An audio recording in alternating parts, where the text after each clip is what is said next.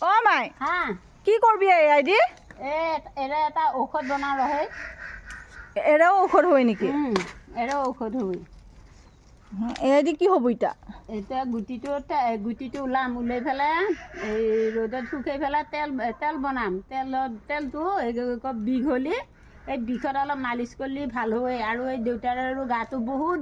বিষ কৰি থাকে সেইকাৰণে মই ক'লোঁ তেলটো ওলাই লওঁ লৈ পেলাই অলপ মালিচ কৰি দিম ভাল পাব ঔষধ খালিয়ে হয় এটা এআই দি এটা বিষটো কি ভাল হৈ যাব নাকি অঁ ভাল হ'ব আৰু গাঁৱলীয়া ঔষধো অলপমান ট্ৰিটমেণ্ট কৰিব লাগে গাটো বহুত বিষ কৰি আছে দিয়ক কিমান ঔষধ খাব আৰু কিনা ঔষধ সেইকাৰণে অলপ গাঁৱলীয়া ট্ৰিটমেণ্ট লওঁ দেচোন